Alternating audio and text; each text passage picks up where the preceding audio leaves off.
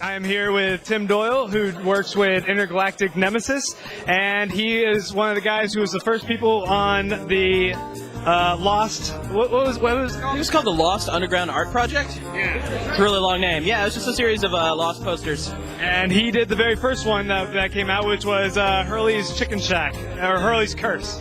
Hurley's Curse. And I wanted to put you on the spot and say, can you give me one for free?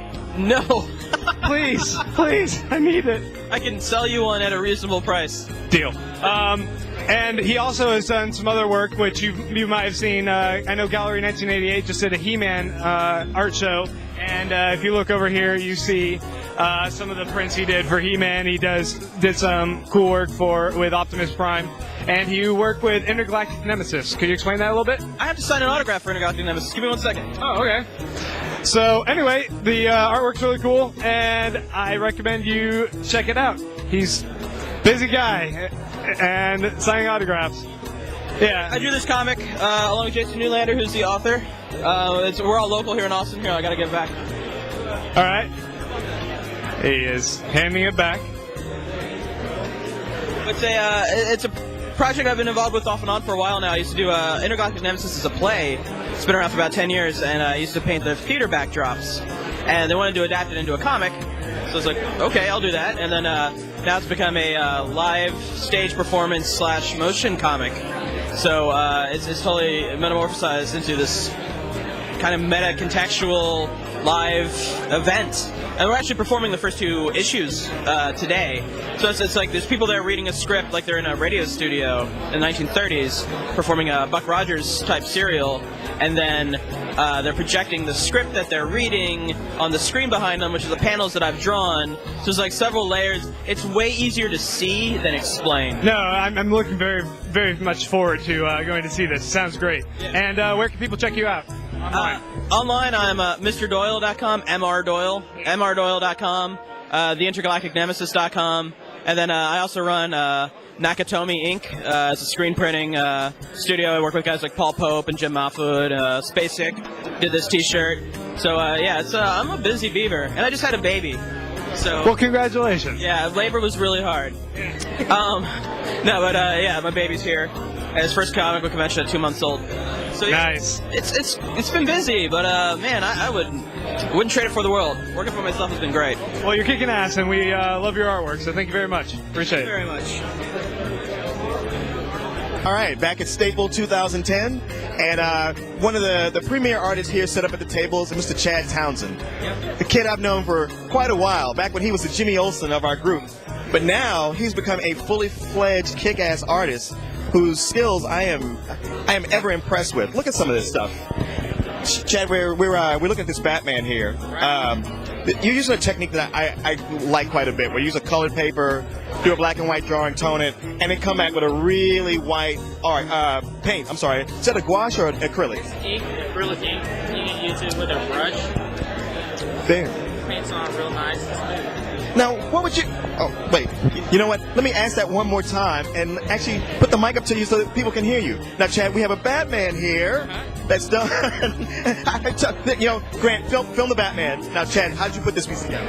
Oh, basically I would do the rough line pencil drawing, ink over the top of it, and then do the tones with ink wash. So I'd put like a couple drops in water and then paint over it. Very...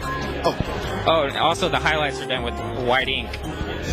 Yeah, no, that's a great technique. I mean, I know you can get some of these sketches. You have a very distinctive style that's working for you. Now, Chad, you've been working as a professional in the industry, mostly with video games. Yep. For about 15 years. Which companies have you worked for? Oh, Acclaim, Warner Brothers, Timegate. I'm at Web Wars right now. We're currently changing our name to Electric Bat. So, what are some of the games or the projects you've worked on that people have heard of? The most well-known game I've worked on is Fear. Oh, no kidding. Okay, yeah. That's what would you do on it? Was it concept art or both? I worked as a concept artist and 3D modeler on that project, and a lot of my models are still being used in the newest version of Fear 2. Sweet. Now, I know you're working for, are you currently working for a company that sends you to Hong Kong every so often? No, that was about 5 years ago. I worked for a Japanese anime studio in Korea for 3 years. Okay, that's huge. People want to know about this, especially since everybody's always bugging us like, when are you going to do an anime show? Hey, you know what? Here's your anime show. We got a guy who worked on some anime. Now, tell us about that. What was that experience like? Oh, it was a lot of fun. I spent off and on flying over there back and forth for the 3 years. Just they would give me work. I don't know. I don't have anything special about it. They would try to keep me there for a good while, but. Were you working as a director or a background artist? Concept artist. I would draw mech and robots and miscellaneous pots and pans, for the shows. And you've been at this since you were a kid. Like, what age would you say you started? Oh man, I can't remember, but my first paying gig was when I was 14 years old. So I'm 37 now. And You're 37? Shit, man. I remember when you were like 17 or 18. You, Leon, were one of my first influences when I first started getting into all this. Oh my God. When I met you, I thought I met heaven, like, oh, somebody that works in comics. Can you believe it? Yeah. Then you got to know me and it wasn't so special anymore. You're nobody. So you're just on some spill thing, whatever that is. I'm totally slumming. Now, I was going to ask you to tell us your website, but if Grant can scan, pan up to the poster, we can see ChadTownsend.com. And you have a pretty extensive gallery there, I take it. Yep, I got a lot of my work from the TV shows I worked on, like Legion of Superheroes, The Invincible Iron Man. That was a great project for me. Got me way out there. Right on, man. Now, you have a lot of things on your table for sale. Are there also things for sale on your website? Yeah. Staple 2010. As we continue, we come upon Yehudi. Hello.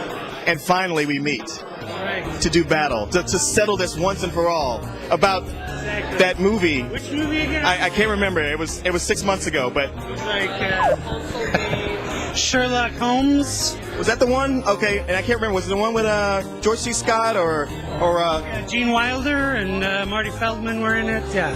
well, anyway, we're gonna get that settled now. Before we do, Grant's getting some footage of your artwork here. And a lot of people on the site are already familiar with what you can do. But how's the show going for you so far? It's going great. I'm selling a lot of Buffalo Speedway, which is a graphic novel that I wrote and illustrated. And this is based on a movie that you and Corey were doing at one time? So way back in 1999, Corey was looking for scripts that he can make an independent movie with. So I pitched him the idea for Buffalo Speedway. The script wasn't done yet, so he went ahead and did 2 a.m. But Okay. I'm sure 2 a.m. was cheaper. You also have a lot of lost prints here, which you get to watch. My friend holding the camera has sticky fingers, and he's a huge Lost fan, probably the biggest in the world. So you have to watch that. bigger than me.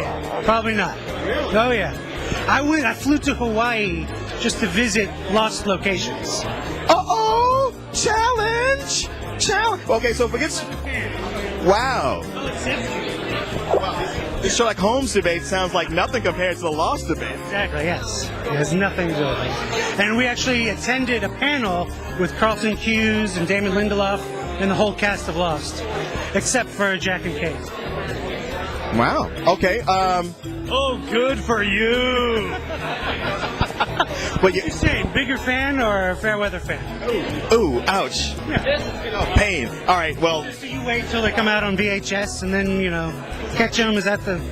I mean, if that's how you want to watch it, that's cool. Yeah. oh. I don't have a microphone, it hurts. I don't have a microphone, it hurts so bad. Well, man.